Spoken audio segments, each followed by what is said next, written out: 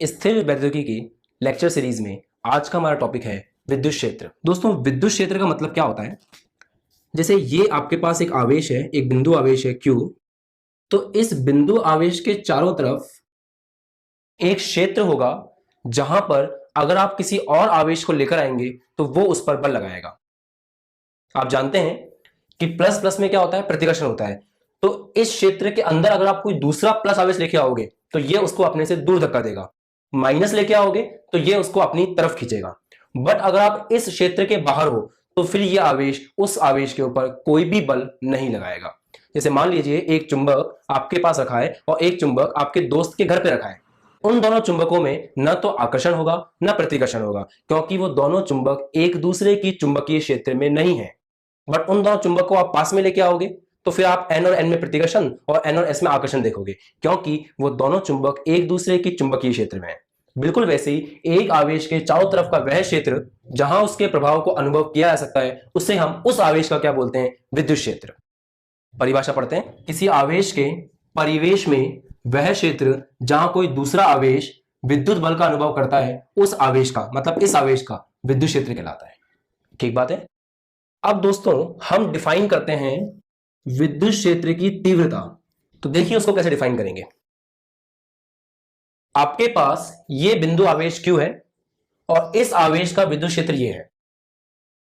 इसमें एक point P है, जिस पॉइंट P पर, जिस बिंदु P पर आपको बताना है विद्युत क्षेत्र की तीव्रता।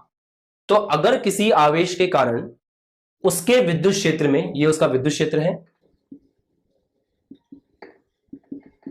उसके विद्युत क्षेत्र में किसी बिंदु P पर अगर आपको बतानी है विद्युत क्षेत्र की तीव्रता, तो वहां पर आपको ले जाकर रखना होगा एक छोटा सा आवेश Q0। Q0 है छोटा सा आवेश जिसको बोलते हैं परीक्षण आवेश। छोटा सा आवेश मतलब जिसके आवेश का मान बहुत कम है, तो यह है आपका परीक्षण आवेश। तो अगर किसी आवेश के कारण उसके विद्युत क्षेत्र में किसी बिंदु पर आपको विद्युत क्षेत्र की तीव्रता बतानी है, तो उस बिंदु पर ले जाकर रखना पड़ेगा एक छोटे से परीक्षण आवेश Q0 को। जैसे ही परीक्षण आवेश आप रखोगे, क्योंकि ये इसके विद्युत क्षेत्र में है, तो ये उस पर क्या लगाएगा? बल लगाएगा। मान लेते हैं ये बल लगाता है F। तो F क्या है दोस्तों?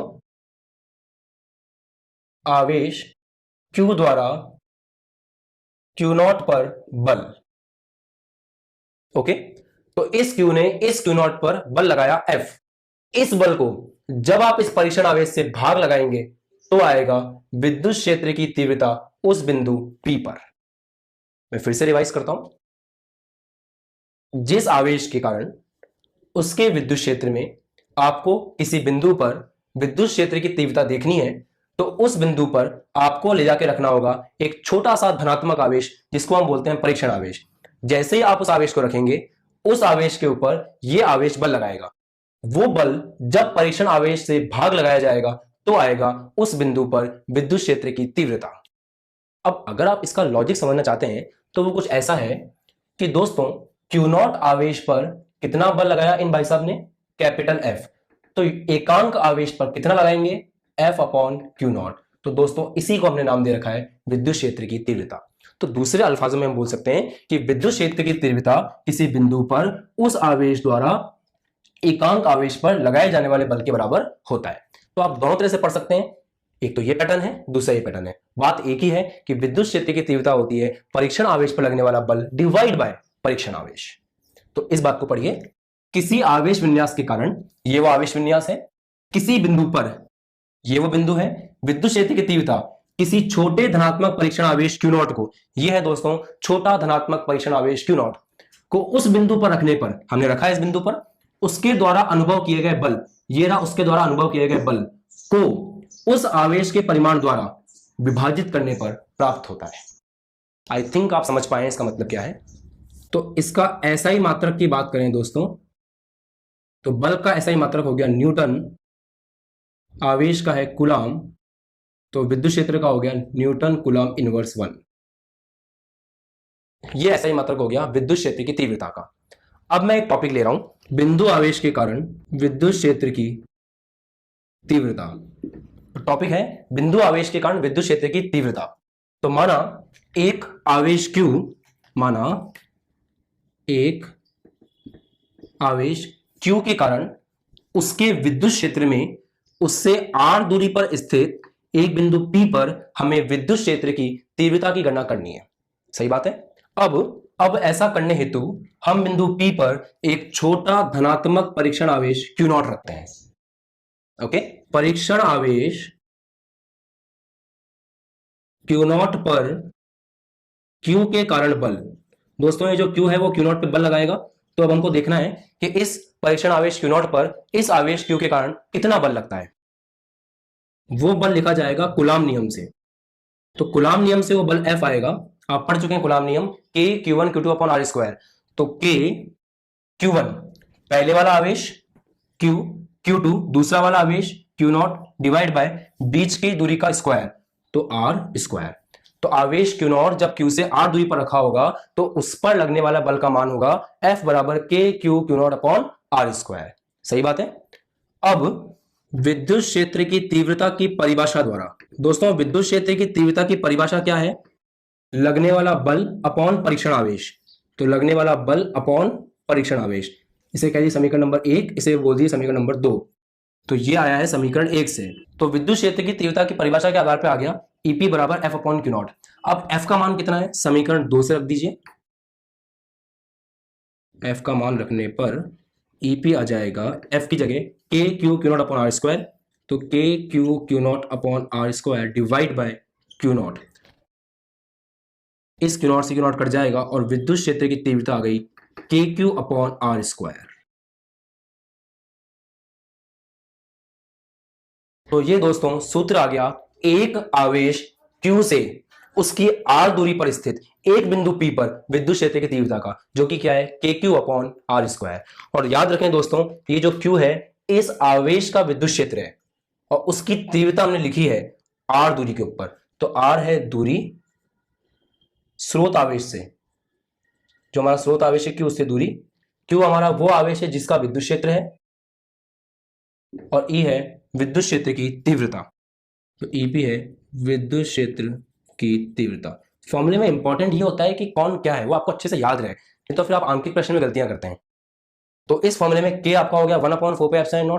Q है आपका स्रोत आवेश जिसका विद्युत क्षेत्र है, R है उससे कुछ दूरी जिस पर बिंदु P है और उस पर विद्युत क्षेत्र है EP। सूत्र आ गया KQ upon R square. Okay, अब दोस्तों इस फॉर्मूले में जो कि आया है EP is equal to KQ upon R square.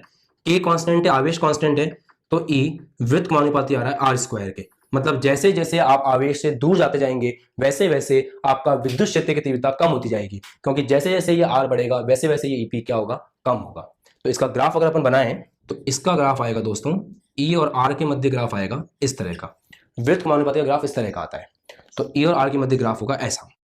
एक स्पेशल बात, अगर दोस्तों मैं ग्राफ बनाऊं E और 1/r स्क्वायर के बीच में, E और 1/r स्क्वायर के बीच में, तो वो ग्राफ दोस्तों ऐसा आएगा। अब इसका क्या लॉजिक है वो मैं आपको एक्सप्लेन करता हूं। ये बहुत बेसिक चीजें हैं, एक बार आप अच्छे समझ लें। जैसे मान लीजिए A B के समानुपाती है और आप A और B का ग्राफ बनाते हैं तो वो ऐसा आता है। A B के वृत्त समानुपाती ऐसा भी हो सकता है और स्क्वायर भी हो सकता है, और फिर आप A और B के बीच में ग्राफ बनाते हैं तो वो ऐसा आता है। बट सोचिए A B के वृत्त समानुपाती है बट 1/b स्क्वायर के तो समानुपाती है। तो अगर यहां पर A और 1/b स्क्वायर के बीच में ग्राफ बनेगा तो A जो है वो B के वृत्त समानुपाती है, तो ग्राफ ऐसा आ गया। बट A 1/b स्क्वायर के क्या है, समानुपाती, तो वो ग्राफ सीधा आ जाएगा। आई होप आप समझ पाए हैं। यहां जो लिखा है, अगर यहां जो लिखा है उन दोनों के बीच में ग्राफ बनेगा तो सीधा आएगा। तो A यहां पर लिखा है 1/b स्क्वायर लिखा है, तो A और 1/b स्क्वायर के बीच का ग्राफ सीधा आएगा। बट A और B के बीच का ग्राफ वृत्त समानुपाती के हिसाब से इस तरह का आएगा। तो ऐसा यहां पर हुआ, E और 1/r स्क्वायर के बीच का ग्राफ सीधा आ गया और E और R के बीच का ग्राफ इस प्रकार का आया। ओके, एग्जाम में अलग अलग तरह से आपसे ग्राफ पूछ सकते हैं, इसलिए ग्राफ की नॉलेज बहुत जरूरी है। तो वाइंड अप करते हैं टॉपिक को। विद्युत क्षेत्र एक आवेश के चारों तरफ का वह क्षेत्र होता है जहां अगर आप किसी और आवेश को लेकर आओगे तो वो उस पर बल लगाएगा। विद्युत क्षेत्र की तीव्रता कैसे निकालते हैं, उसके लिए आपको जितनी भी दूरी पर विद्युत क्षेत्र की तीव्रता निकालनी है उस जगह पर लाके रखना पड़ेगा एक परीक्षण आवेश को। उस परीक्षण आवेश पर ये जनाब बल लगाएंगे, ये जितना भी बल लगाएंगे उसको जब हम भाग लगाएंगे परीक्षण आवेश से तो आएगा उस बिंदु पर विद्युत क्षेत्र की तीव्रता। वही हमने किया, क्यू नॉट को लाके रख दिया, क्यू से आर दूरी पर बल लगाया, K Q Q naught upon R square. इस बल को जब आवेश क्यू नॉट से भाग लगाया तो विद्युत क्षेत्र की तीव्रता का सूत्र आ गया K Q upon R square. दोस्तों इस सूत्र को आपको कंठस्थ कर लेना है क्योंकि आने वाले टॉपिक्स में बहुत ज्यादा काम आएगा। तो विद्युत क्षेत्र की तीव्रता बिंदु आवेश के कारण जैसा ही मैं ऐसे बोलूं आपके माइंड में आना चाहिए के क्यू अपॉन आर स्क्वायर। फिर से विद्युत क्षेत्र की तीव्रता आवेश क्यू के कारण आर दूरी पर के क्यू अपॉन आर स्क्वायर। ये बात आपको माइंड में फिक्स कर। आप लोगों ने 10th क्लास में चुंबकीय क्षेत्र रेखाओं के बारे में पढ़ा होगा। चुंबकीय क्षेत्र रेखाओं के बारे में पढ़ा होगा। चुंबकीय क्षेत्र रेखाएं वो काल्पनिक रेखाएं होती हैं जो चुंबकीय क्षेत्र को प्रदर्शित करती हैं। और आपने ये भी पढ़ा होगा कि चुंबकीय क्षेत्र रेखाएं जो हमारा क्षण चुंबक है उसके एन से आरंभ होती हैं और एस पर खत्म होती हैं। एन से आरंभ होती हैं, एस पर खत्म होती हैं। तो चुंबक के चारों तरफ क्षेत्र को दिखाने के लिए हम जिन काल्पनिक रेखाओं को उपयोग में लेते हैं उनको हम कहते हैं चुंबकीय क्षेत्र रेखाएं। बिल्कुल वैसे ही एक आवेश के चारों तरफ एक क्षेत्र होता है जिस क्षेत्र में हम उसके बल को अनुभव कर सकते हैं, मतलब उसके प्रभाव को अनुभव कर सकते हैं, उसको हम उस आवेश का विद्युत क्षेत्र कहते हैं। ये बात पढ़ी है हमने इसके पहले के लेक्चर्स में कि विद्युत क्षेत्र क्या होता है। तो विद्युत क्षेत्र एक आवेश के चारों तरफ का वह क्षेत्र होता है जहां किसी और आवेश को लाने पर यह उसके ऊपर बल लगाता है। सही बात है। तो जैसे चुंबकीय क्षेत्र को प्रदर्शित करने के लिए हम चुंबकीय क्षेत्र रेखाओं की मदद लेते हैं, बिल्कुल वैसे ही विद्युत क्षेत्र को प्रदर्शित करने के लिए हम विद्युत क्षेत्र रेखाओं की मदद लेते हैं।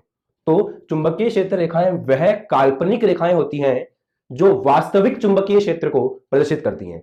मतलब जिस चुंबकीय क्षेत्र को ये रेखाएं प्रदर्शित कर रही हैं वो चुंबकीय क्षेत्र तो वास्तविक है, परंतु ये चुंबकीय क्षेत्र रेखाएं हमारे द्वारा बनाई गई काल्पनिक रेखाएं हैं। बात को फिर से समझें, चुंबकीय क्षेत्र रेखाएं काल्पनिक है किंतु वो एक वास्तविक चुंबकीय क्षेत्र को प्रदर्शित करती हैं। सही बात है। ऐसे ही विद्युत क्षेत्र रेखाओं विद्युत क्षेत्र को प्रदर्शित करने वाली काल्पनिक रेखाएं हैं। तो इसकी परिभाषा मेरे साथ साथ लिख लीजिए। वह काल्पनिक रेखाएं वह काल्पनिक रेखाएं जो वास्तविक विद्युत क्षेत्र को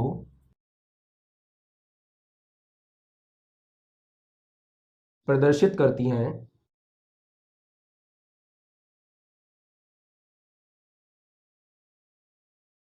विद्युत क्षेत्र रेखाएं कहलाती हैं।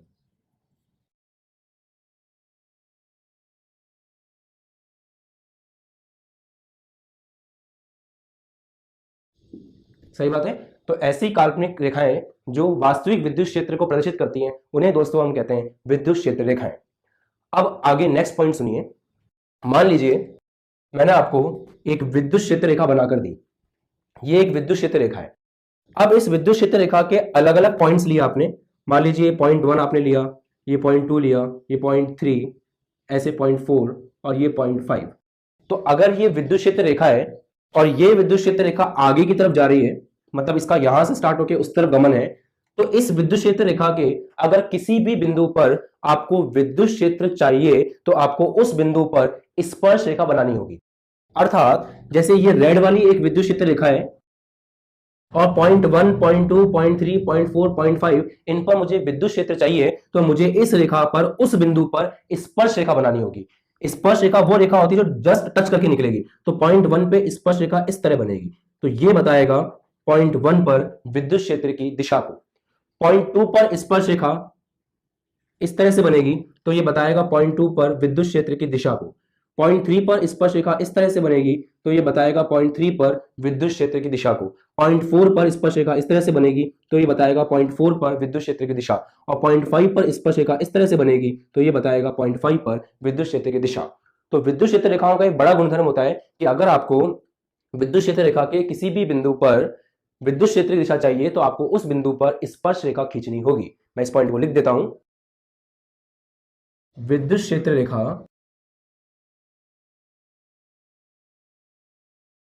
के किसी बिंदु पर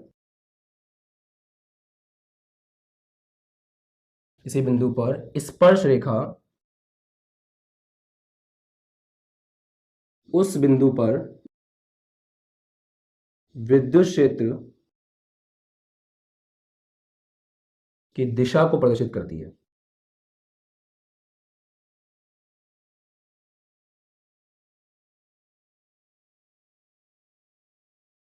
सही बात है।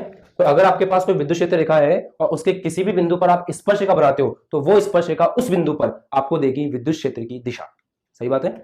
अब आगे, जैसे आप जानते हैं कि चुंबकीय क्षेत्र रेखाएं एन से स्टार्ट होकर एस पे खत्म होती है, बिल्कुल वैसे ही विद्युत क्षेत्र रेखाएं धनावेश से आरंभ होकर ऋणावेश पर समाप्त होती हैं। तो विद्युत क्षेत्र रेखाएं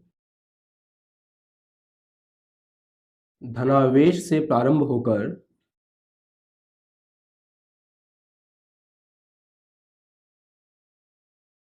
ऋणावेश पर समाप्त होती हैं। अर्थात आपके पास एक धनावेश है प्लस, एक ऋणावेश है माइनस, तो विद्युत क्षेत्र रेखाएं इस तरह से जाएंगी, प्लस से माइनस की ओर, प्लस से माइनस की ओर, प्लस से माइनस की ओर, ये प्लस से बाहर निकली हैं, ये प्लस से बाहर निकली हैं और ऐसे घूमकर माइनस की तरफ आ रही हैं। अब डायग्राम को समझें, प्लस से बाहर निकली है और माइनस की तरफ आ रही है। तो अगर आपके पास प्लस और माइनस है तो प्लस और माइनस के कारण विद्युत क्षेत्र रेखाएं ऐसी होंगी कि वो प्लस से आरंभ होकर माइनस तक जाएंगी। तो ये सारी रेखाएं प्लस से आरंभ होकर कहां खत्म हो रही हैं? माइनस पर। सही बात है। परंतु अगर मान लीजिए आपके पास केवल धनावेश हो, तो धनावेश के लिए, मतलब एकल आवेश है आपके पास, धनावेश है, तो धनावेश के लिए यह आवेश से आरंभ होकर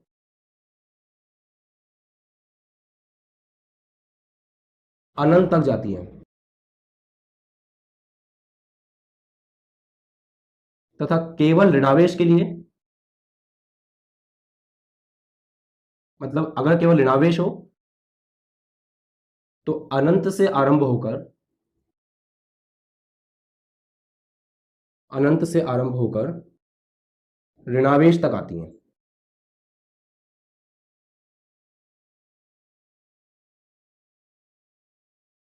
अब इसका क्या मतलब है समझिएगा दोस्तों।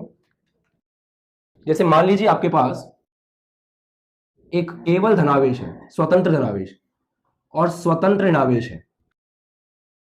तो स्वतंत्र धनावेश के लिए ये विद्युत क्षेत्र रेखाएं धनावेश से आरंभ होंगी और अनंत पर जाके अंत होंगी। धनावेश से आरंभ होंगी और अब ये अनंत तक जाएगी। तो एकल धनावेश के लिए यह आवेश से प्रारंभ होकर अनंत तक जाती हैं, और अगर केवल ऋणावेश है, स्वतंत्र ऋणावेश है, तो उसके लिए अनंत से आरंभ होकर ऋणावेश की तरफ आती है, इस तरह से।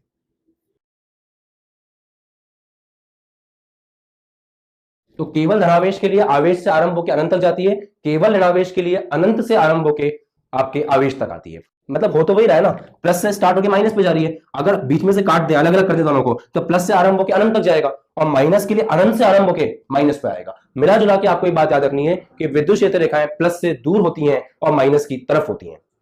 मिला जुलाकर आपको एक बात याद रखनी है कि विद्युत क्षेत्र रेखाएं प्लस से दूर होती हैं, विद्युत क्षेत्र रेखाएं प्लस से दूर होती हैं और माइनस की तरफ होती हैं, माइनस की तरफ होती हैं।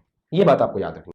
अब सोचिए कि अगर आपके पास प्लस और प्लस आ जाए, तो प्लस और प्लस तो दुश्मन है एक दूसरे के, और माइनस भी दुश्मन है एक दूसरे के। तो ऐसे केस में विद्युत क्षेत्र रेखाएं कुछ इस तरह की बनती हैं। आप देख सकते हैं कि इनको आपस में एक दूसरे से बिल्कुल भी मतलब नहीं है और दोनों एक दूसरे से नफरत करते हैं, इसलिए विद्युत क्षेत्र रेखाएं ऐसी देखने को मिल रही हैं। सेम इधर, एक नेगेटिव को दूसरे नेगेटिव से कोई मतलब नहीं है, इन्हें आपस में बिल्कुल भी प्यार नहीं है, एक दूसरे से नफरत करते हैं, प्रतिकर्षण करते हैं, इसलिए विद्युत क्षेत्र रेखाएं ऐसी देखने को मिल रही हैं। अब कुछ तो फर्क आएगा दोनों में। तो फर्क यह आएगा कि इसमें विद्युत क्षेत्र रेखाएं प्लस से दूर जा रही होंगी, क्योंकि विद्युत क्षेत्र रेखाएं प्लस से दूर होती हैं। तो इस तरह से बनाना है। और यहां विद्युत क्षेत्र रेखाएं माइनस की तरफ आ रही होंगी, क्योंकि विद्युत क्षेत्र रेखाएं माइनस की तरफ आती हैं। तो ये अंतर रहेगा। बाकी लॉजिक वही है कि प्लस प्लस में प्रतिकर्षण, माइनस माइनस में प्रतिकर्षण, बस माइनस की तरफ आती हैं और प्लस से दूर जाती हैं। सही बात है। अब दोस्तों कुछ खास पॉइंट डिस्कस करते हैं। जैसे मान लीजिए आपके पास इस तरह का एक विद्युत क्षेत्र रेखाएं बनाकर दी गई हैं।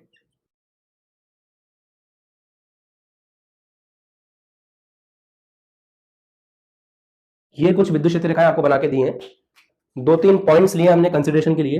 एक पॉइंट 1 है, 0.2 है, 0.3 है और 0.4 है। और आपसे पूछा जा रहा है कि ये विद्युत क्षेत्र रेखाएं हैं, अब बताइए 0.1, 0.2, 0.3 और 0.4 पर जो विद्युत क्षेत्र है, उन विद्युत क्षेत्र में कौन सा विद्युत क्षेत्र ज्यादा प्रबल है और कौन सा विद्युत क्षेत्र दुर्बल है, अर्थात आपको इनका ऑर्डर बताना है कि कौन बड़ा है और कौन छोटा है। तो ऐसा करने के लिए क्या करते हैं, पॉइंट नंबर 1 पर हम कंसिडरेशन के लिए एक एरिया लेते हैं, पॉइंट नंबर 2 पर कंसिडरेशन के लिए फिर से एक एरिया लेते हैं सेम, पॉइंट नंबर 3 पर कंसिडरेशन के लिए फिर से सेम एरिया लेते हैं और पॉइंट नंबर 4 पर कंसिडरेशन के लिए हम लोग कंसिडरेशन के लिए सेम एरिया लेते हैं। अब होगा क्या इससे, आप देखिए सेम एरिया में यहां पर 4 विद्युत क्षेत्र रेखाएं गुजर रही हैं, सेम एरिया में यहां पर 3 विद्युत क्षेत्र रेखाएं गुजर रही हैं, सेम एरिया में यहां पर 2 विद्युत क्षेत्र रेखाएं गुजर रही है और सेम एरिया में यहां पर केवल 1 विद्युत क्षेत्र रेखा गुजर रही है। तो अगर आपके दिए गए हिस्से में से ज्यादा विद्युत क्षेत्र रेखाएं गुजरती हैं, मतलब वहां पर विद्युत क्षेत्र प्रबल है, और जहां पर कम विद्युत क्षेत्र रेखाएं गुजरती हैं अर्थात वहां पर विद्युत क्षेत्र दुर्बल है। तो मैं एक बात लिख सकता हूं कि विद्युत क्षेत्र रेखाओं की समीपता, विद्युत क्षेत्र रेखाओं की समीपता विद्युत क्षेत्र की प्रबलता को प्रदर्शित करती है।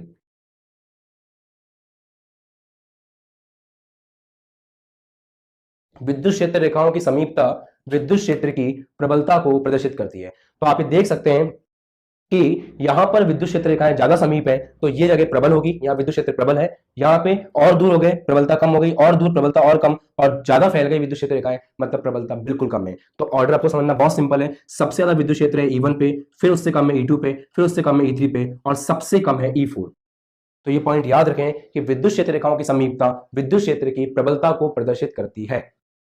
अब आगे कुछ पॉइंट्स और डिस्कस करते हैं। नेक्स्ट पॉइंट देखिए दोस्तों, नेक्स्ट पॉइंट है कि क्या दो विद्युत क्षेत्र रेखाएं एक दूसरे को प्रतिच्छेद करती हैं। तो आंसर है दो विद्युत क्षेत्र रेखाएं एक दूसरे को कभी भी प्रतिच्छेद नहीं करती हैं। अब ऐसा क्यों होता है, तो ऐसा इसलिए होता है कि मान लीजिए ये दो विद्युत क्षेत्र रेखाएं हैं जो एक दूसरे को प्रतिच्छेद कर रही हैं। अब अगर ऐसा होगा तो ये जो प्रतिच्छेद बिंदु है, इस प्रतिच्छेद बिंदु पर अगर कोई आपसे पूछे कि बताइए विद्युत क्षेत्र की दिशा क्या है, तो प्रतिच्छेद बिंदु पर विद्युत क्षेत्र की दिशा बताने के लिए हमको उस बिंदु पर स्पर्श रेखा खींचनी होती है। तो मैं इस बिंदु पर स्पर्श रेखा खींचूंगा तो यहां पर दो विद्युत क्षेत्र रेखाएं हैं, एक तो ये वाली एक ये वाली, तो इसके हिसाब से खींचें तो विद्युत क्षेत्र की दिशा ये आ रही है और इसके हिसाब से खींचें तो विद्युत क्षेत्र की दिशा ये आ रही है, क्योंकि इसका स्पर्श ये है और इसका स्पर्श ये है। तो यहां पर तो दो दिशाएं हो गई और यह बात संभव नहीं है। तो दो विद्युत क्षेत्र रेखाएं कभी भी एक दूसरे को प्रतिच्छेद नहीं करती, क्योंकि यदि वो ऐसा करे तो प्रतिच्छेद बिंदु पर दो दिशाएं होंगी विद्युत क्षेत्र की, जो कि संभव नहीं है। लिखते हैं इस बात को, दो विद्युत क्षेत्र रेखाएं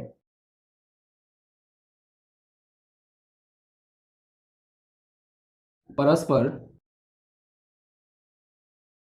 प्रतिच्छेद नहीं करती, क्योंकि ऐसा करने पर प्रतिच्छेद बिंदु पर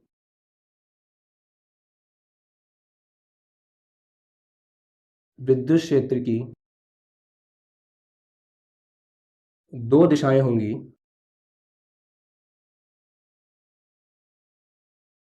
जो कि संभव नहीं है। तो दो विद्युत क्षेत्र रेखाएं परस्पर प्रतिच्छेद नहीं करती, क्योंकि ऐसा करने पर प्रतिच्छेद बिंदु पर विद्युत क्षेत्र की दो दिशाएं होंगी और विद्युत क्षेत्र की दो दिशाएं संभव नहीं है। ठीक बात है। अब आपके सामने चार तरह की विद्युत क्षेत्र रेखाएं बना रहा हूं और उसके हिसाब से हम बहुत खास बातें डिस्कस करेंगे। तो एक विद्युत क्षेत्र रेखा इस तरह की बनाई मैंने,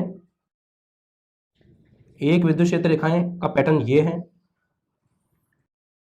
और एक विद्युत क्षेत्र रेखा इस तरह की है,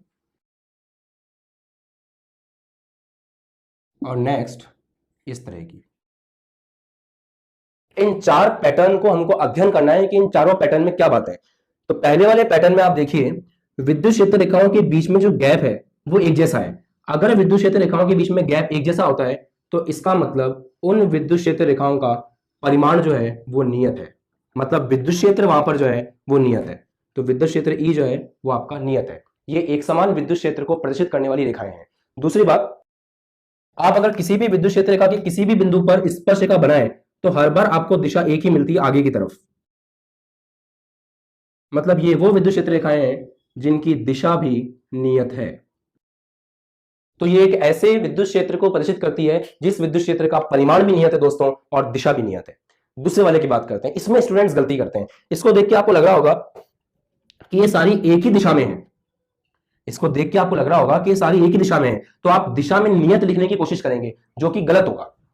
गलत क्यों होगा? देखिए, मैंने आपको सिखाया है कि आपको विद्युत क्षेत्र रेखा के किसी भी बिंदु पर विद्युत क्षेत्र चाहिए तो वहां पे स्पर्शरेखा बनाइए। तो यहां पे स्पर्शरेखा इस तरह की बन रही है, यहां पे स्पर्शरेखा इस तरह की, यहां पे स्पर्शरेखा इस तरह की, इस बिंदु पे इधर, इस बिंदु पे इधर, इस बिंदु पे इधर। तो आप देखिए जैसे जैसे विद्युत क्षेत्र रेखाओं में आप आगे बढ़ रहे हैं वैसे वैसे दिशा में परिवर्तन हो रहा है। तो दिशा नियत नहीं है, दिशा है अनियत। बस ये गलती मत करना। यहां पर तो आप देखिए ना हर जगह दिशा एक जैसी है, एक आगे की तरफ आ रही है, बट यहां पे अगर आप हर बिंदु पे स्पर्शिका बनाएंगे तो विद्युत क्षेत्र की दिशाएं अलग अलग आ रही हैं। मतलब यहां पे दिशा जो है वो अनियत है। परंतु परिमाण की बात करें तो क्योंकि इन सब में गैप एक जैसा है, आप कहीं भी चेक कीजिए गैप बराबर है, तो गैप अगर बराबर है, ये दोनों बराबर दूरी पर है, तो फिर यहाँ पे विद्युत क्षेत्र का परिमाण जो है वो नियत रहेगा। और परिमाण को ऐसे लिखते हैं मॉड के अंदर। तो विद्युत क्षेत्र का परिमाण जो है वो नियत है, बट विद्युत क्षेत्र की दिशा जो है वो नियत नहीं है। परिमाण के लिए फिर बता रहा हूं मैं आपको, गैप को देखना है। अगर गैप एक जैसा है तो परिमाण बराबर है, अगर हर जगह स्पर्शरेखा एक ही दिशा बता रही है तो दिशा बराबर है। अब थर्ड वाले में करते हैं। आई होप अपन इसमें एकदम परफेक्टली आप सोच पा रहे होंगे, जो आंसर है वही। चलिए दिशा के बारे में सोचिए। हर बिंदु पर दिशा आगे की तरफ है, आप कहीं भी स्पर्शिका बनाइए तो इसका मतलब दिशा जो है वो नियत है। परंतु दोस्तों अगर परिमाण की बात करें तो इधर गैप कुछ और है, इधर गैप कुछ और है, फिर वापस से गैप बढ़ गया, अब गैप में परिवर्तन आ रहा है। तो गैप में परिवर्तन आया इसका मतलब विद्युत क्षेत्र का जो परिमाण है वो नियत नहीं होगा। तो परिमाण नियत नहीं है। सही बात है। अब दोस्तों इसको देखिए, विद्युत क्षेत्र की दिशा इस तरफ आ रही है, इस तरफ, इस तरफ, इस तरफ। तो अगर अलग अलग पॉइंट पे आप बनाएंगे स्पर्शिका तो यहां दिशा ऐसे है, यहां दिशा ऐसे है, यहां इधर है और यहां इधर है। मतलब ये दिशा जो है वो नियत नहीं है, क्योंकि आप हर बिंदु पे देखिए आपको अलग अलग दिशा देखने को मिल रही है। तो आपकी दिशा अनियत है और परिमाण भी अनियत है, क्योंकि इनके बीच में आप गैप देखिए बहुत तेजी से बदल रहा है। तो परिमाण भी क्या है? अनियत है। परिमाण नियत नहीं है। इस तरह से हम लोग क्रॉस करके आंसर कर देते हैं कि परिमाण जो है वो नियत नहीं है। ये बहुत इंपॉर्टेंट था दोस्तों, क्योंकि आपको फील आना चाहिए टॉपिक का। ये टॉपिक को फील कराने वाली बातें हैं कि अगर गैप सेम है तो परिमाण नियत, अगर गैप सेम है परिमाण नियत, गैप अलग अलग है, गैप अलग अलग है, परिमाण अनियत।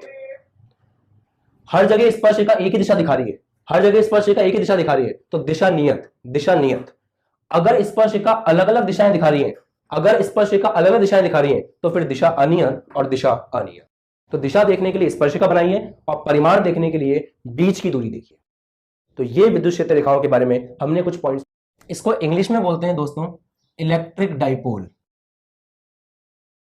डाई का मतलब होता है टू और पोल का मतलब होता है ध्रुव, तो ऐसे ही बन जाता है द्विध्रुव।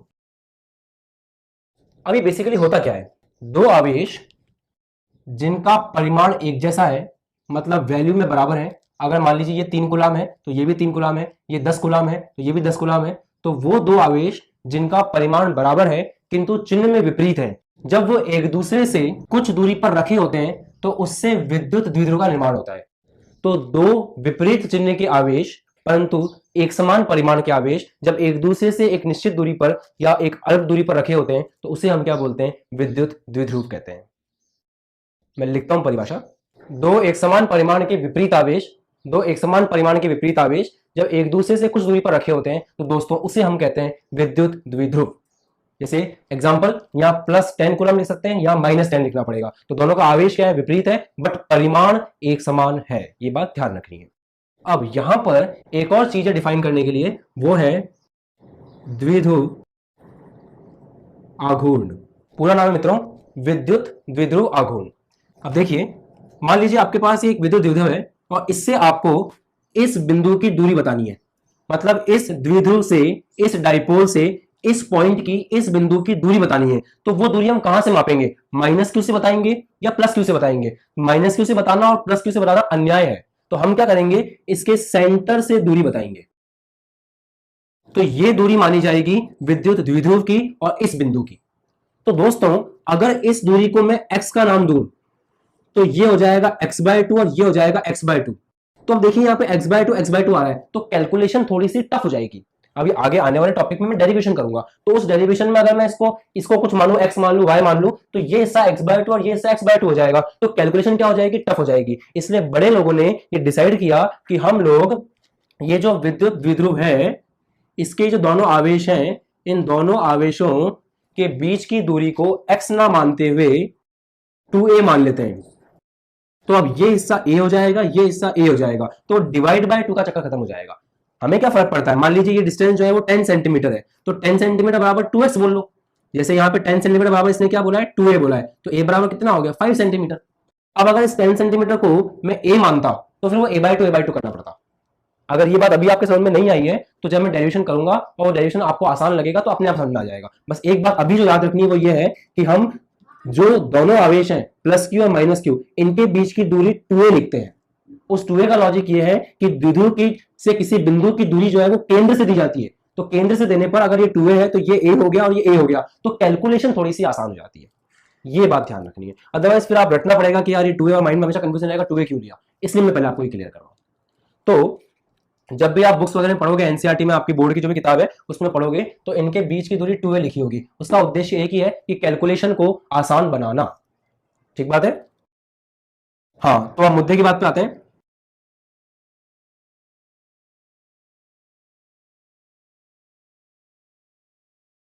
कि विद्युत द्विध्रुव आघूर्ण क्या होता है। विद्युत द्विध्रुव आघूर्ण यह विद्युत द्विध्रुव के किसी एक आवेश व बीच की दूरी के गुणनफल के बराबर होता है। मतलब आप यहां से कोई भी एक आवेश ले सकते हैं, वो आवेश और बीच की दूरी कितनी है, 2a है। तो बीच की दूरी 2a और आवेश q के गुणनफल के बराबर होता है आपका विद्युत द्विध्रुव आघूर्ण। इसको इंग्लिश में बोलते हैं डाइपोल मोमेंट। तो विद्युत द्विध्रुव आघूर्ण को किस तरह से परिभाषित किया गया है, किसी भी एक आवेश को लिख लीजिए विद्युत द्विध्रुव के और बीच की दूरी से गुणा कर दीजिए, और बीच की दूरी कितनी है, 2a। ये बीच की दूरी से मतलब हमारा है आवेशों के बीच की दूरी, द्विध्रुव के बीच की दूरी, जो द्विध्रुव के दो आवेश है उनके बीच की दूरी के गुणनफल के बराबर होता है। ठीक है, कंफ्यूज नहीं होना है। दो बातें हैं सिंपल सी, अगर दो आपके पास आवेश हैं जिन आवेशों का चिन्ह विपरीत है और परिमाण बराबर है और कुछ दूरी पर रखे हुए, उस कुछ दूरी को हमने क्या नाम दे दिया, 2a, तो ये कहलाएगा आपका विद्युत द्विध्रुव। दूसरी बात, आप उस एक आवेश को, दोनों आवेश है परिमाण बराबर है, किसी भी एक आवेश को ले लीजिए और बीच की दूरी 2a से गुणा कर दीजिए, तो जो नई चीज आपके सामने आएगी वो दोस्तों कहलाएगी विद्युत द्विध्रुव आघूर्ण, इलेक्ट्रिक डाइपोल मोमेंट। ये एक सदिश राशि है। अब कोई भी आपसे बोलता है कि सदिश राशि है तो आपका अगला प्रश्न होता है दिशा बताओ, तो इसकी दिशा होती है -q से +q की ओर।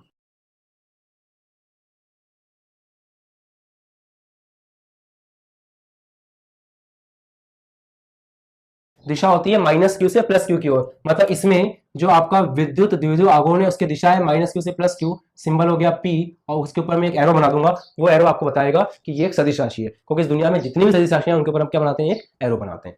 तो दोस्तों ये मैंने डिफाइन किया विद्युत द्विध्रुव को और विद्युत द्विध्रुव आघूर्ण को। अब मैं एक इंपॉर्टेंट डेरिवेशन शुरू कर रहा हूं जिसके आने के चांस बहुत ज्यादा होते हैं एग्जाम। देखिए, अब हमारा अगला टॉपिक है विद्युत द्विध्रुव के कारण विद्युत क्षेत्र, और इसमें पहली हेडिंग है विद्युत द्विध्रुव के अक्ष पर स्थित एक बिंदु पर विद्युत क्षेत्र। दोस्तों इस टॉपिक को समझने के लिए बहुत ही अनिवार्य है कि आपका लेक्चर 07 इस चैप्टर का दिखा होना चाहिए और लेक्चर 08 दिखा होना चाहिए, क्योंकि इन दोनों में मैंने विद्युत क्षेत्र की बात करी है, और ये बहुत ही जरूरी है कि विद्युत क्षेत्र वाला जो लेक्चर है लेक्चर 7 और विद्युत क्षेत्र रेखाओं वाला जो लेक्चर है वो लेक्चर 8, वो दोनों आप एक बार रिवाइज कर लें। अगर आपने रिवाइज नहीं किया है तो इस वीडियो को यहीं पर रोक दें, पहले इन दोनों लेक्चर्स को देख लें और उसके बाद आप इस वीडियो को वापस आएं, अदरवाइज आपको ये वीडियो समझ में नहीं आएगा। देखिए, पहली बात, टॉपिक बोल रहा है विद्युत द्विध्रुव के अक्ष पर स्थित, तो ये आपके सामने बना हुआ है एक विद्युत द्विध्रुव। अब सवाल ये आता है कि इसका अक्ष क्या है, तो यहां ये जो लाइन गुजर रही है इस लाइन को दोस्तों हम कहते हैं अक्ष, ये इसका अक्ष कहलाता है। इस पर स्थित एक बिंदु, आपका मन करे जहां पर एक बिंदु मान लीजिए, हम यहां मान लेते हैं, तो ये एक बिंदु P है, इस बिंदु P पर हमको गणना करनी है किसकी, विद्युत क्षेत्र की। ठीक है, अब लेक्चर 7 और लेक्चर 8 में पढ़ी हुई दो बातें मैं आपको याद दिलाता हूं जो यहां पे काम आएंगी। पहली बात है कि बिंदु आवेश के कारण जो सूत्र था, जैसे एक आवेश Q है उससे r दूरी पर स्थित एक बिंदु P है जिस पे आपको विद्युत क्षेत्र की गणना करनी है, तो उसका सूत्र होता है KQ/r²। ये सूत्र हमने लेक्चर 7 में डिराइव किया था। तो बिंदु क्षेत्र के कारण, सॉरी बिंदु आवेश के कारण उससे किसी दूरी पर अगर आपको विद्युत क्षेत्र लिखना है तो वो होता है KQ/r²। r क्या है? r वो दूरी है जिस दूरी पर आपको देखना है। ठीक बात है। लेक्चर 8 में आपने पढ़ा था कि प्लस आवेश के कारण विद्युत क्षेत्र रेखाएं उससे दूर होती हैं और माइनस आवेश के कारण विद्युत क्षेत्र रेखाएं उसकी तरफ आती है। तो लेक्चर 7 की ये वाली बात और लेक्चर 8 की ये वाली बात, ये दोनों में यहां पे काम में लूंगा, तब जाके टॉपिक होगा। ये बिंदु P है, इस बिंदु P पर आपको विद्युत क्षेत्र की गणना करनी है। सवाल ये उत्पन्न होता है कि यहां पे विद्युत क्षेत्र कौन लगा रहा है? तो यहां पे विद्युत क्षेत्र उत्पन्न करने वाले दो लोग हैं, एक तो है ये प्लस Q, दूसरा है ये माइनस Q। तो इसके कारण यहां विद्युत क्षेत्र आएगा, इसके कारण यहां विद्युत क्षेत्र आएगा, फिर इन दोनों का हम सदिश योग करेंगे, उससे यहां पे निकलेगा कुल विद्युत क्षेत्र। प्लान समझ में आ गया आपके? अब विद्युत द्विध्रुव के दोनों आवेशों की मध्य दूरी 2a है, तो ये दूरी कितनी हो गई a और ये दूरी कितनी हो गई a। विद्युत द्विध्रुव से इस बिंदु की दूरी सेंटर से देखिए हम मान लेते हैं r है, तो यहां से यहां तक की दूरी r है, यहां से यहां तक a है, यहां से यहां तक a है। ठीक है। अब सबसे पहले मैं इस सेक्शन को हटा देता हूं क्योंकि अभी काम नहीं आएगा।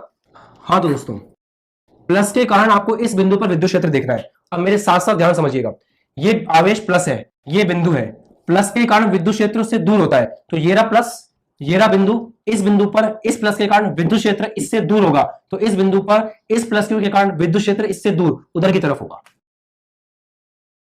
तो ये विद्युत क्षेत्र हो गया प्लस क्यू के कारण। बेहद आसान, प्लस क्यू के कारण विद्युत क्षेत्र से दूर होता है, तो प्लस के कारण इस बिंदु पर विद्युत क्षेत्र प्लस से दूर होगा, मतलब उस तरफ होगा। ठीक बात है। विद्युत क्षेत्र माइनस की तरफ होता है, आपने लेक्चर 8 में पढ़ा था कि माइनस अगर एक आवेश आपके पास है तो विद्युत क्षेत्र इस तरह से होगा। ठीक बात है। तो यहां पर ये हमारा माइनस है, इस माइनस के कारण इस बिंदु पर विद्युत क्षेत्र माइनस की तरफ होगा, तो ये हो गया E माइनस क्यू। तो प्लस से तो दूर और माइनस की तरफ, ये बात अच्छे से आपको समझनी है, इंपॉर्टेंट है। प्लस के कारण विद्युत क्षेत्र उससे दूर, माइनस के कारण उसकी तरफ। अब हम लिखते हैं प्लस क्यू के कारण बिंदु P पर विद्युत क्षेत्र,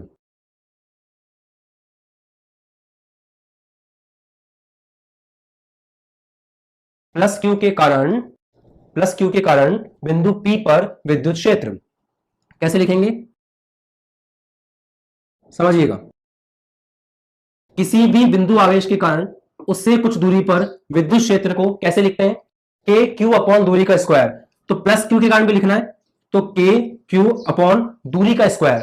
इस प्लस क्यू की दूरी लिखनी है इस बिंदु से, इस प्लस क्यू की दूरी लिखनी है इस बिंदु से और उसका स्क्वायर होगा। अब दूरी कैसे देखेंगे समझिए।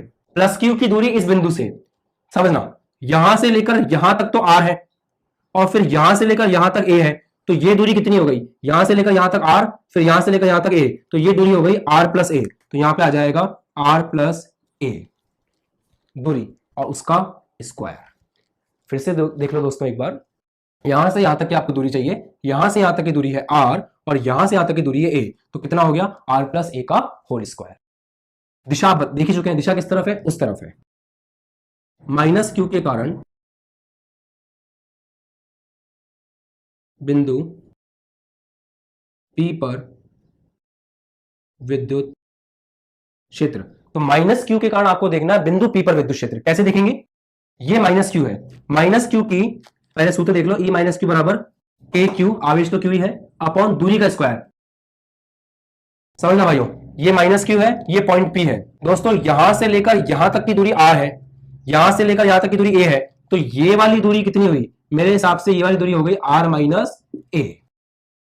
आराम से समझिए फिर से, यहां से यहां तक की दूरी कितनी है? r। यहां से यहां तक r है, यहां से यहां तक r है, यहां से यहां तक a है, तो ये कितना हुआ? r minus a। r minus a बराबर ये, तो यहां से यहां का डिस्टेंस हो गया, यहां से यहां तक r, उसमें से a को माइनस कर दीजिए, r माइनस a। ज्योमेट्री को समझना आसान होता है बट थोड़ा सा फोकस करना पड़ता है। ठीक है, तो यहां पे माइनस क्यू की दूरी कितनी आ गई? P से r माइनस a का होल स्क्वायर। इसको इक्वेशन 1 बोल दीजिए, इसको इक्वेशन 2 बोल दीजिए। अब दोस्तों E प्लस क्यू उस तरफ है और ई माइनस क्यू इस तरफ है। तो अगर आपको इन दोनों का नेट विद्युत क्षेत्र निकालना है, परिणामी विद्युत क्षेत्र निकालना है, तो इन दोनों को माइनस करना पड़ेगा, क्योंकि एक इस तरफ है और दूसरा इस तरफ है। ऐसे केस में माइनस करते हैं। बट जो सबसे बड़ा प्रश्न है वो ये है कि इसको इसमें से माइनस करें या इसको इसमें से माइनस करें। तो हमेशा जो बड़ा होता है उसमें से माइनस करते हैं छोटे वाले को। तो आपके सामने ई प्लस क्यू का सूत्र भी लिखा हुआ है और ई माइनस क्यू का सूत्र भी लिखा हुआ है। अब हमको ये फैसला करना है कि इन दोनों में से छोटा कौन है और बड़ा कौन है, उसके हिसाब से हम माइनस कर लेंगे। तो देखिए, परिणामी विद्युत क्षेत्र ई बराबर, अब देखो दो चीजें होती है, एक होता है अंश, एक होता है हर। यहां पर इसका अंश भी के क्यू है, इसका अंश भी के क्यू है, तो अंश तो दोनों में सेम है। हर की बात करते हैं।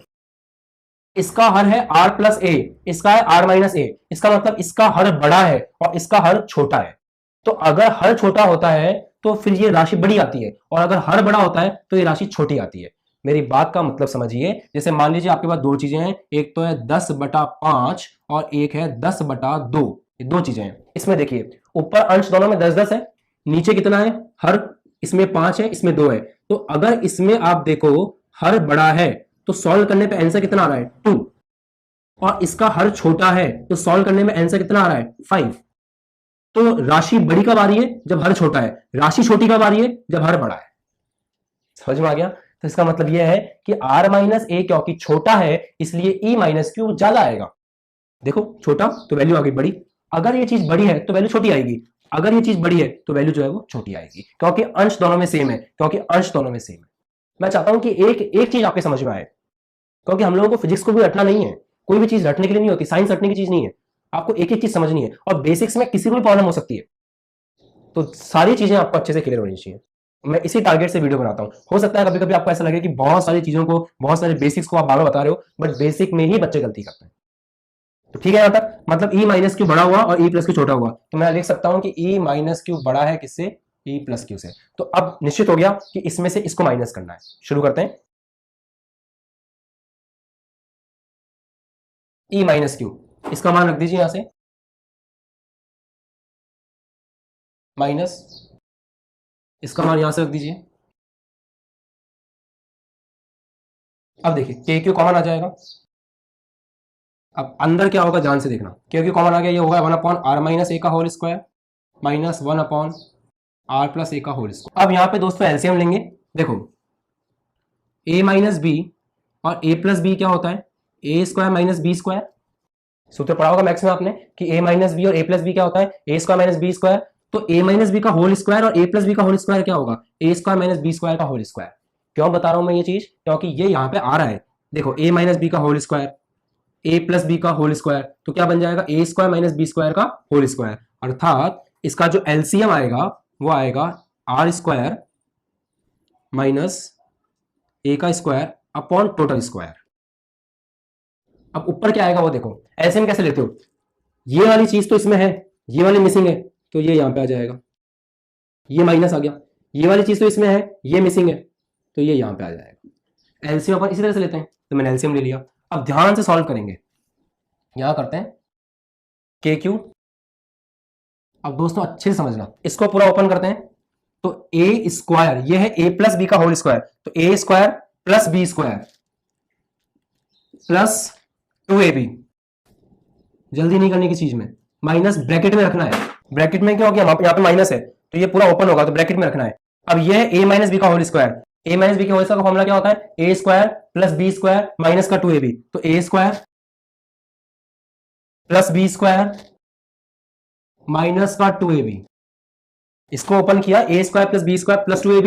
इसको ओपन किया, A square plus B square minus 2ab divide by, ये चीज ऐसी कैसी, R square minus A square का होल स्क्वायर, ब्रैकेट बंद। अब देखिए आगे के क्यू पूरा ओपन करेंगे इस बार, R square plus A square plus 2ra minus, ये माइनस हो गया, ये भी माइनस हो गया, ये माइनस माइनस प्लस हो गया, अपॉन में R square minus A square का होल स्क्वायर।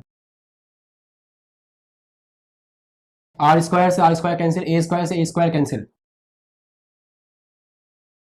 तो क्या आ गया सॉल्व करने पे, के क्यू 2ra प्लस 2ra, ये हो गया दोस्तों 4ra अपॉन में R square minus A square का होल स्क्वायर।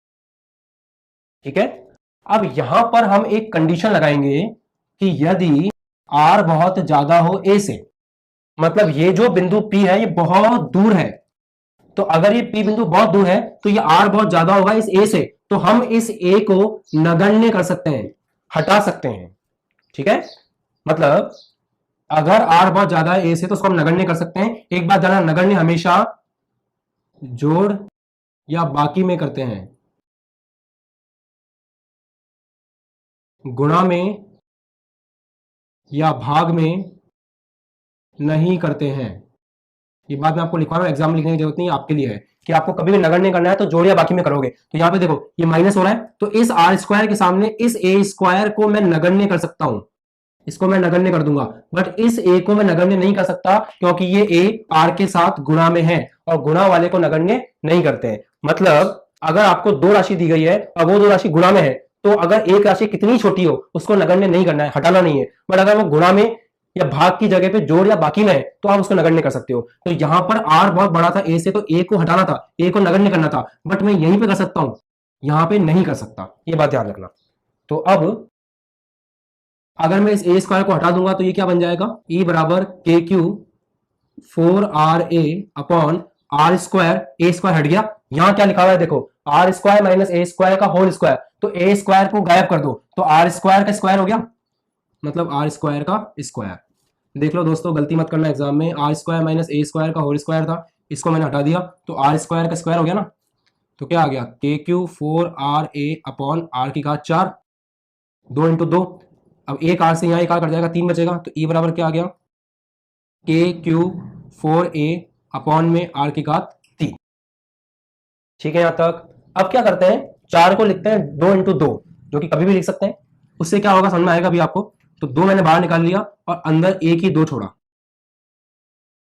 गणित के अनुसार देखा जाए तो इन दोनों में कोई फर्क नहीं है, देखो यहां पर भी 4 आ रहा है, ये 4 है, और यहां पर भी 2 × 2 4 ही है, बस एक पैटर्न लिखा है मैंने, 4 को लिख दिया 2 × 2। ऐसा क्यों किया, क्योंकि इस चीज को ध्यान से देखिए, ये जो चीज है ये क्या बन रही है, पी बन रही है। इस लेक्चर के स्टार्टिंग में विद्युत द्विध्रुव आघूर्ण नाम की चीज को मैंने डिफाइन किया था, जो क्या था, द्विध्रुव के एक आवेश और बीच की दूरी का गुणनफल Q × 2a। तो यहां पे ये जो Q × 2a ये क्या बन जाएगा, P, अर्थात चूंकि P बराबर Q × 2a, इसलिए मैंने दोस्तों इसको स्टार्टिंग से मिटाया नहीं था ताकि मैं रिलेट कर सकूं। तो E बराबर क्या आ गया, 2k, इसके लिए क्या आ जाएगा P, तो 2kP अपॉन में RQ। फाइनली इतने अथक प्रयासों के बाद हम लोगों को वो सूत्र मिल गया। ये वो विद्युत क्षेत्र है जो विद्युत क्षेत्र आपको देखने को मिलेगा विद्युत द्विध्रुव के अक्ष पर स्थित किसी बिंदु पर। ठीक है, ये हमने डेरिवेशन कंप्लीट किया। एक एक स्टेप को मैंने बिल्कुल धीरे धीरे समझाया है, जहां जहां भी मुझे लगा कि एकदम बेसिक में जाना चाहिए मैं, हमने अक्ष पर विद्युत क्षेत्र निकाला है और अक्ष पर विद्युत क्षेत्र का सूत्र आया था 2kP अपॉन RQ। ये विद्युत क्षेत्र था अक्ष पर विद्युत द्विध्रुव के, जो इसके पहले वाला लेक्चर है। तो अगर आपने इसके पहले वाला लेक्चर नहीं देखा है तो प्लीज इसको देख लीजिए ताकि आपको ये अच्छे समझ में आए। अब शुरुआत करेंगे तो पहले हमको ये समझना पड़ेगा कि विषुवतीय तल क्या होता है। तो ये आपका विद्युत द्विध्रुव है। विद्युत द्विध्रुव जैसा कि हमने लास्ट लेक्चर में पढ़ा है, दो आवेश होते हैं जिनका परिमाण एक समान होता है, बस चिन्ह विपरीत होते हैं, एक माइनस होता है तो एक प्लस होता है। जब एक दूसरे से 2a दूरी पर रखे होते हैं, मतलब ये a हो गया और ये a हो गया, जब एक दूसरे से 2a दूरी पर रखे होते हैं तो उसे हम बोलते हैं विद्युत द्विध्रुव। अब इसका जो निरक्ष है या इसका जो विषुवतीय तल है वो होगा ये वाला तल, जो विद्युत द्विध्रुव के एग्जैक्टली सेंटर से पास हो रहा है, इसको हम बोलते हैं विषुवतीय तल। इस विषुवतीय तल के किसी बिंदु पर, मान लीजिए बिंदु यहां पर है, इस बिंदु P पर हमको विद्युत क्षेत्र की गणना करनी है। तो शुरू करते हैं दोस्तों। सबसे पहले ये जो विद्युत द्विध्रुव है, इस विद्युत द्विध्रुव का इस बिंदु P से जो दूरी है वो इसके केंद्र से मापी जाएगी और इस बिंदु P की इस विद्युत द्विध्रुव के केंद्र से दूरी स्मॉल r है। ये जो दूरी है यहां से लेकर के यहां तक की, इसको आप O बोल दीजिए, तो O से लेकर P तक जो है वो दूरी है दोस्तों स्मॉल r। अब माइनस Q की दूरी जो है P से, वो है, अगर मैं इसको A बोलूं तो AP, और प्लस Q की दूरी जो है उसको अगर मैं बी बोलूं तो पीबी। ठीक बात है। अब माइनस क्यू की जो दूरी है वो कैसे निकालेंगे, ये 90 है, मतलब जो आपका त्रिभुज है ए ओ पी, त्रिभुज ए ओ पी, ये एक समकोण त्रिभुज है।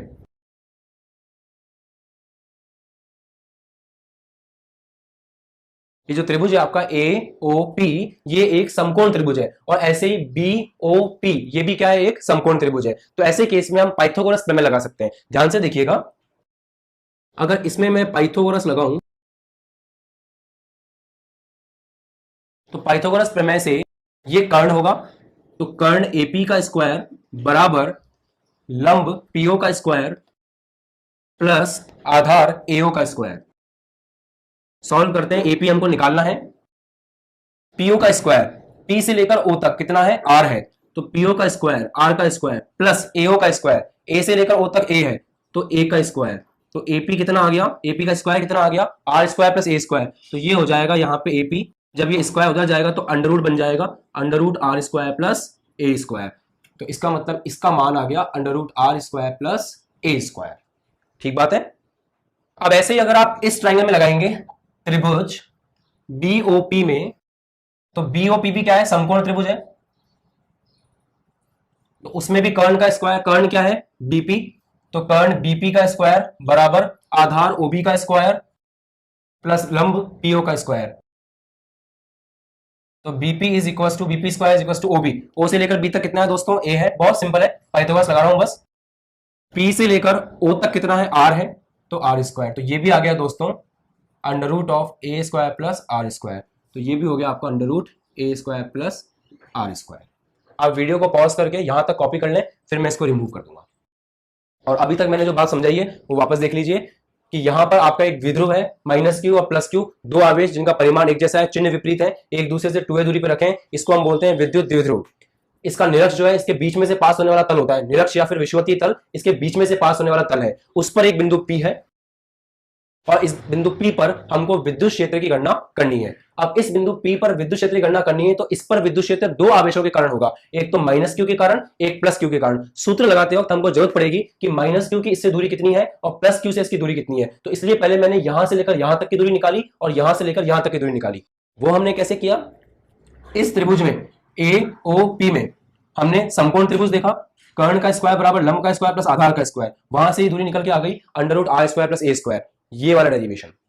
ठीक है दोस्तों, और इधर देखा हमने तो त्रिभुज बी ओ पी के अंदर भी कर्ण का स्क्वायर, कर्ण है पी से लेकर बी तक, तो बीपी का स्क्वायर बराबर आधार ओबी का स्क्वायर और लंब पीओ का स्क्वायर, उसको भी सॉल्व किया और वहां से भी वैल्यू निकल के आ गई under root A square plus R square. अब मैं इसको रफ कर रहा हूं, इन वैल्यूज को आप दिमाग में रखें कि ये वैल्यू हमने कैसे ड्राइव की थी। अब देखिएगा दोस्तों, इसके पहले वाले वीडियो में भी मैंने क्या किया था, माइनस क्यू के कारण बिंदु P पर दिशा देखी थी विद्युत क्षेत्र की, प्लस क्यू के कारण बिंदु P पर दिशा देखी थी विद्युत क्षेत्र की, और फिर उसको हल किया था। यहां भी हम वही करेंगे। लेक्चर नंबर 7 और लेक्चर नंबर 8 स्थिर वैद्युतिकी का, अगर लेक्चर नंबर 7 और लेक्चर नंबर 8 आपने नहीं देखा है तो उसको एक बार फिर से देख लें, ताकि ये जो बिंदु है जो मैं अब काम में लूंगा वो आपको बेहतर समझ में आएंगे, और एक्चुअल में लेक्चर नंबर 9 भी, क्योंकि लेक्चर नंबर 10 ये वाला जो वीडियो है उसके पहले 3 लेक्चर हैं जिनको देखना बहुत जरूरी है, अदरवाइज आपको कुछ भी समझ में नहीं आएगा। देखिए, लेक्चर नंबर 7 में हमने सीखा था कि बिंदु आवेश के कारण, जैसे मान लीजिए एक बिंदु आवेश क्यू है, उससे कुछ दूरी r पर अगर आप विद्युत क्षेत्र देखते हैं तो उस विद्युत क्षेत्र का फॉर्मूला होता है K Q by R square, R होती है दूरी, तो इसको हम ऐसे भी लिख सकते हैं के क्यू अपॉन दूरी का स्क्वायर। एक बात तो ये, दूसरी बात, लेक्चर नंबर 8 में हमने सीखा था कि धनावेश के कारण विद्युत क्षेत्र उससे दूर होता है, और ऋणावेश के कारण इसी लेक्चर में सीखा था कि विद्युत क्षेत्र उसकी तरफ होता है। तो धनावेश के कारण विद्युत क्षेत्र उससे दूर होता है और ऋणावेश के कारण विद्युत क्षेत्र उसकी तरफ होता है। इस बात का पता होना बहुत ज्यादा जरूरी है इस टॉपिक को करने के लिए।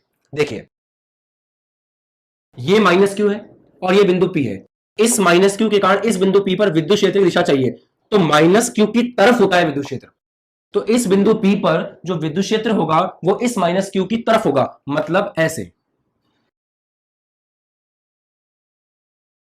ये विद्युत क्षेत्र की दिशा होगी, ये विद्युत क्षेत्र की दिशा है माइनस क्यू के कारण। फिर से माइनस के कारण विद्युत क्षेत्र आवेश की तरफ होता है, तो ये माइनस आवेश है, ये बिंदु P है, इस बिंदु P पर आप देख रहे हैं विद्युत क्षेत्र, तो वो माइनस की तरफ होगा। ठीक बात है। प्लस के कारण विद्युत क्षेत्र बिंदु से दूर होगा, प्लस के कारण विद्युत क्षेत्र उससे दूर होता है, तो दूर कैसे करेंगे? ये प्लस है, इसके कारण विद्युत क्षेत्र इस रेखा में दूर होगा, दूर मतलब ऐसे।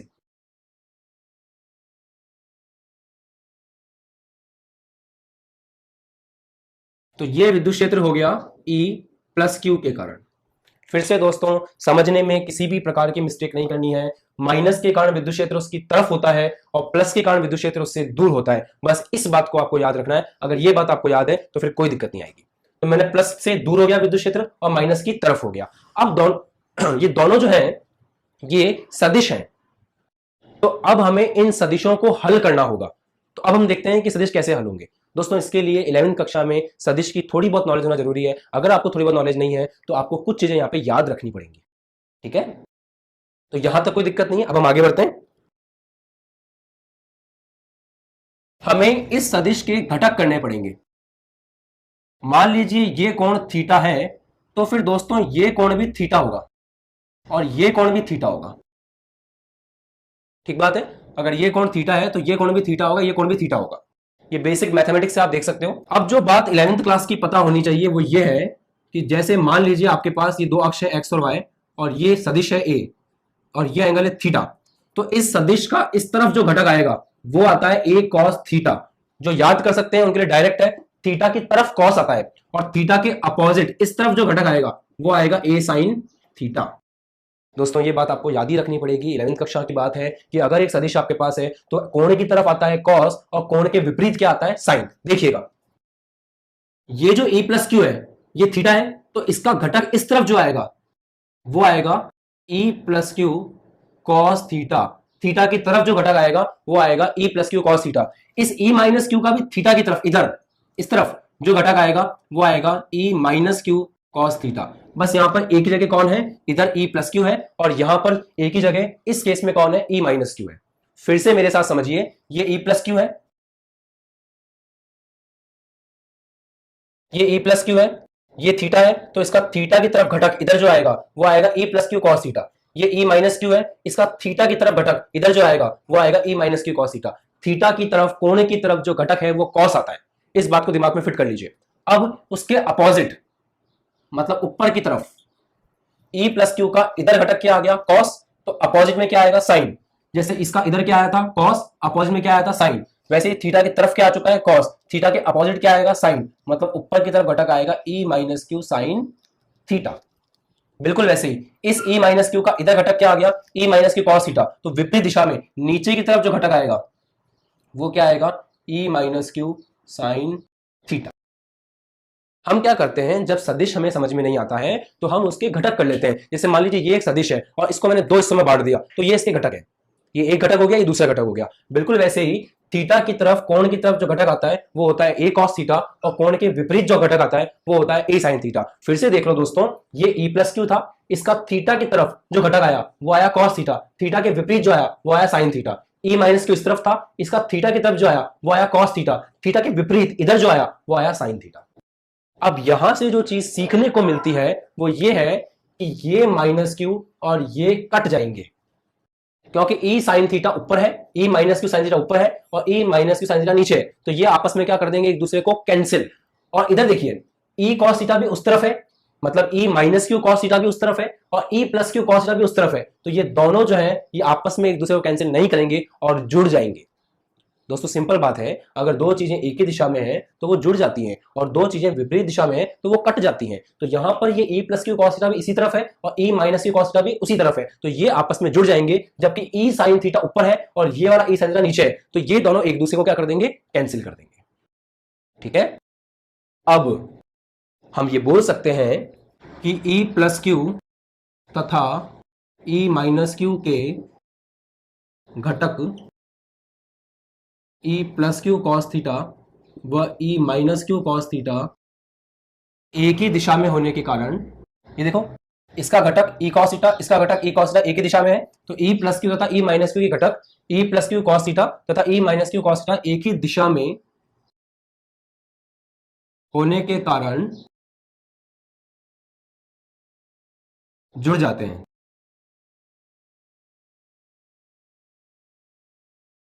तथा इनके घटक तथा इनके घटक E plus Q sine theta तथा E minus Q sine theta. आप देख लीजिए, जो E plus Q sine theta है, ये प्लस आएगा यहाँ पे प्लस। जो E plus Q sine theta है, इसका घटक E प्लस क्यू का घटक इधर, E plus Q sine theta, इसका घटक इधर E minus Q sine theta, एक दूसरे के क्या है, विपरीत है। तो घटक एक दूसरे के विपरीत है, एक दूसरे के विपरीत होने के कारण एक दूसरे को निरस्त कर देते हैं।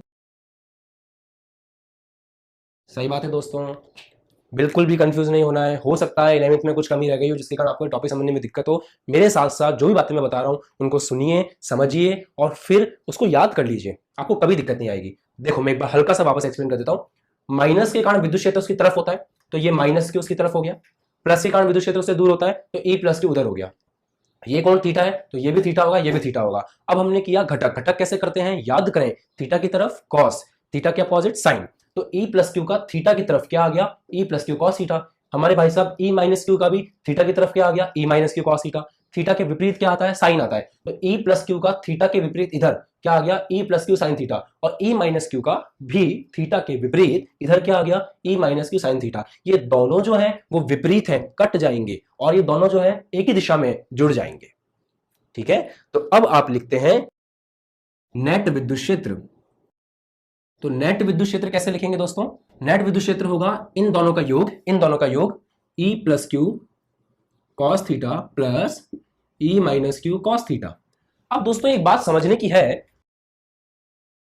कि माइनस क्यू की जो दूरी है इस बिंदु P से वो कितनी है, under root R square plus A square.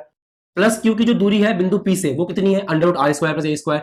आवेश दोनों का सेम है, दूरी दोनों की सेम है, तो विद्युत क्षेत्र का परिमाण जो है वो भी सेम आएगा। मतलब मैं ये बात बोल सकता हूं मित्रों कि E प्लस क्यू बराबर है किसके, E माइनस क्यू के, क्योंकि आवेश बराबर, क्यू क्यू, क्योंकि दूरी बराबर, under root R square plus A square, under root R square plus A square. तो इन दोनों को मिला जुला करके E लिख देते हैं, तो ऐसे हो जाएगा। फिर ये E cos थीटा, इसकी जगह भी E लिख दिया, प्लस इसकी जगह पे E लिख दिया, दोनों सेम सेम चीजें हैं, डबल हो जाएंगी, double of E cos theta. अब हमें बस E की वैल्यू चाहिए। देखो किसी भी एक से लिख लेते हैं।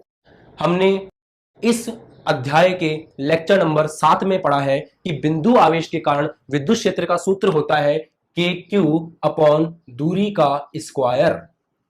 भूलना नहीं है, पुरानी चीजें भूल जाएंगे तो आगे दिक्कत आएगी। मैंने फिर बताया आपको कि अगर आप एक बिंदु आवेश के कारण कुछ दूरी पर विद्युत क्षेत्र देखना चाहते हो तो सूत्र क्या होता है, के क्यू डिवाइड बाय दूरी का स्क्वायर। इसको हमने पहले भी यूज किया है। तो यहां पर भी आवेश कितना है, क्यू, तो के क्यू ये तो हो गया आवेश, अपॉन बीच की दूरी। तो इस आवेश की इस बिंदु से दूरी कितनी है, पहले मेहनत की थी ना स्टार्टिंग में, कितना आया था, under root R square plus A square. तो दूरी कितनी है, दूरी है under root R square plus A square, उसका होल स्क्वायर, क्योंकि सूत्र क्या है, दूरी का स्क्वायर। फिर से मेरे भाइयों, के क्यू अपॉन दूरी का स्क्वायर। तो क्यू क्या है, आवेश है, वो कितनी दूरी पर है, under root R square plus A square. तो के क्यू अपॉन इस दूरी का स्क्वायर, ये हो गया इसके कारण वहां पर विद्युत क्षेत्र। ठीक, अब आपको पता है कि अंडर रूट का स्क्वायर करते हैं तो अंडर रूट हट जाता है, तो ये हो गया K Q upon R square plus A square. ये आ गया आपके पास E। इस E का मान हम यहां रख देंगे। और ये कैसे लिखा, ये लिखा हमने बिंदु आवेश के कारण विद्युत क्षेत्र से, जो हमने पढ़ा था लेक्चर नंबर 7 में। नहीं देखा है तो प्लीज देख लें। अब 2 into K Q upon R square plus A square cos theta. अब कॉस थीटा देखिए, इस ट्राइंगल से हम लिखेंगे कॉस थीटा। ये समकोण त्रिभुज है, इस समकोण त्रिभुज से लिखते हैं कॉस थीटा। तो कॉस थीटा क्या होता है, आधार अपॉन कर्ण। तो ट्राइंगल कौन सा है, त्रिभुज कौन सा है, बीओपी। तो बीओपी का आधार कौन है, बीओपी का आधार है ओबी, तो आधार ओबी अपॉन में कर्ण कौन है, कर्ण है पीबी, तो कर्ण हो गया पीबी। अर्थात कॉस थीटा कितना आ गया, आधार ओबी, ओबी कितना है मित्रों, ए, डिवाइड बाय पीबी कितना है, पी से लेके बी तक under root R square plus A square. तो यहां से cos थीटा का मान कितना आ गया, a upon under root R square plus A square. एकदम सिंपल मैथमेटिक्स कर रहा हूं। इस ट्राइंगल में cos थीटा लिखा, cos थीटा होता है आधार अपॉन कर्ण, आधार है आपका a, कर्ण है under root R square plus A square. ठीक है। अब इस cos थीटा का मान भी हम यहां रखेंगे, तो cos थीटा का मान रखते हो जाएगा 2 अपॉन में R square plus A square, और फिर cos थीटा का मान रख दिया a divide by under root of R square plus A square. ठीक है, मैंने कुछ नहीं किया अभी तक, सिर्फ cos थीटा का मान यहाँ पे रखा है। अब मैं इसको सॉल्व करूंगा, आप पहले यहां तक कॉपी कर लो वीडियो को रोक करके, उसके बाद फिर हम आगे बढ़ेंगे। मैं सब रफ करके डायरेक्ट यहां से शुरू करूंगा, तो वीडियो को पॉज कर सकते हो, यहां तक कॉपी कर सकते हो। तो ये इसी चीज को मैंने वापस यहां लिख दिया। अब मैं इसको लेके आगे बढ़ूंगा, इसको रफ कर रहा हूं। अब देखिए, ये हो गया 2 इंटू ए डिवाइड बाय, ये चीज है R square plus A square, साथ में ये चीज है R square plus A square की घात 1/2। किसी का भी अंडर रूट होता है ना ऐसे, तो उसको हम घात 1/2 लिख सकते हैं। मतलब जैसे रूट ए है तो रूट ए को ऐसे लिख सकते हो आप, ए की घात हाफ। रूट एक्स है तो उसको लिख सकते हो एक्स की घात हाफ। मैंने लिख दिया R square plus A square की पावर 1/2। एक और चीज होती है दोस्तों मैथमेटिक्स की, कि ए की घात m है और दूसरे वाले ए की घात n है, तो ये हो जाता है ए की घात m प्लस n। मतलब अगर ये सेम होता है तो घातें जुड़ जाती हैं। तो यहां पर देखो R square plus A square की घात 1, आर स्क्वायर प्लस स्क्वायर की घात 1/2, तो ये सेम है तो घातें जुड़ जाएगी। क्या बनेगा, के क्यू, 2 को मैं इसके साथ में लिख रहा हूं, ये बन गया R square plus A square, ये चीज सेम थी, घात इसकी 1 थी, प्लस इसकी घात 1/2। समझने में कोई दिक्कत नहीं होनी चाहिए, क्योंकि इन दोनों का आधार सेम है तो इन दोनों की घातें जुड़ जाएंगी। अब 1 प्लस 1/2 होता है 3/2, तो ये हो गया मित्रों R square plus A square की घात 3/2।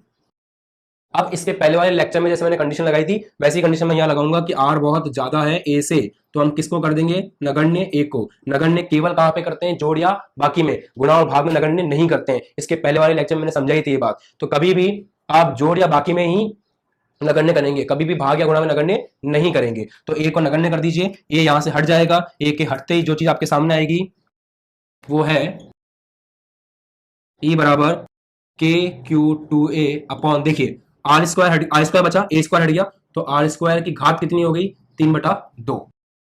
अब मैथमेटिक्स में एक और चीज होती है, मैं यहां बेसिक लिख रहा हूं कि जैसे ए की घात m की घात n है, मतलब घात के ऊपर घात है तो फिर मल्टीप्लाई रहता है, ए की घात mn। तो देखो आर की घात 2 है, 2 के ऊपर 3/2 है, तो क्या हो जाएगा इसके हिसाब से KQ2A अपॉन में आर की घात 2m गुणा 3/2। तो यहां 2 से 2 कट जाएगा और क्या आ जाएगा, KQ2A अपॉन आर की घात 3। समझने में कोई दिक्कत नहीं होनी चाहिए। आर की घात m की घात n, तो m इंटू n, 2 इंटू 3/2, तो 2 इंटू 3/2 करोगे, 2 से 2 कट जाएगा, 3 बचेगा। तो e कितना आ गया आपके पास। अब देखो एक और छोटा सा काम करेंगे, Q इंटू 2A को क्या लिखेंगे, P। लास्ट लेक्चर फिर से कि विद्युत द्विध्रुव आघूर्ण जो है वो होता है Q into 2A, last lecture में पढ़ा था अच्छे से। तो यहां पे इसको P लिख देंगे, क्या हो जाएगा, KP अपॉन में RQ। तो ये सूत्र आ गया आपका KP अपॉन में R3। और ये जो E है, ये E कहां पर है, निरक्ष पर है।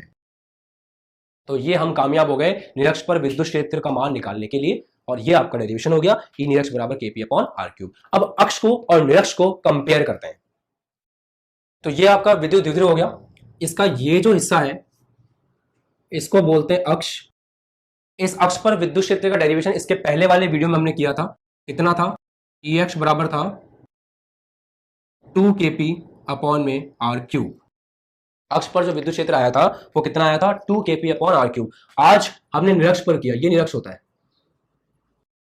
तो ये जो निरक्ष है, इस निरक्ष पर जो विद्युत क्षेत्र है उसका मान कितना आया, KP अपॉन में R3। तो निरक्ष पर आया KP अपॉन में R3, ये हो गया E निरक्ष। तो देखिए E अक्ष में ये जो चीज है, मेरे हिसाब से ये चीज तो E निरक्ष है। E अक्ष के सूत्र में जो कि कल आपने व्युत्पन्न किया था उसमें KP अपॉन R3 था, साथ में 2 था। आज क्या आया, KP अपॉन R3। इसका मतलब मैं चाहूं तो इस समीकरण में KP अपॉन R3 की जगह क्या लिख सकता हूं, E निरक्ष। तो इससे संबंध आ गया कि E अक्ष बराबर ट्वाइस ऑफ E निरक्ष, मतलब विद्युत क्षेत्र का मान अक्ष पर जो होता है वो निरक्ष का दुगना होता है। तो कभी कभी मित्रों आपसे प्रूफ करवा लेते हैं कि सिद्ध कीजिए कि विद्युत द्विध्रुव के कारण जो विद्युत क्षेत्र होता है उसमें अक्ष पर उपस्थित विद्युत क्षेत्र निरक्ष का दुगना होता है। तो आप इस तरह से क्या कर सकते हैं, उसको प्रूफ कर सकते हैं। और दिशा की बात करें तो दिशा निकालना आप सीख गए थे, मैंने आपको दिशा निकालना सिखा दिया, वेक्टर को सॉल्व करना सिखा दिया। आज आपने देखा कि दिशा इस तरफ आई थी और इसके पहले वाले लेक्चर में आपने वहां भी दिशा निकाली थी। तो दोनों लेक्चर्स को अच्छे से प्रैक्टिस करेंगे, एक बार मेरे साथ साथ नोट्स बनाओगे, उसके बाद वीडियो को पूरा देखकर प्रैक्टिस करने के बाद खुद से बिना देखे एक बार पूरा डेरिवेशन करोगे, तब जाके ये फाइनल होगा। वेक्टर है, सदिश यूज हुआ है इसके अंदर, 11th क्लास की चीजें यूज हुई है, इंपॉर्टेंट है। मेहनत करोगे तो अच्छे से आप समझ पाओगे चीजें क्या है। अब हम आने वाले वीडियोस के अंदर इसका लास्ट पार्ट लेंगे, जिसमें विद्युत द्विध्रुव के कारण हम बल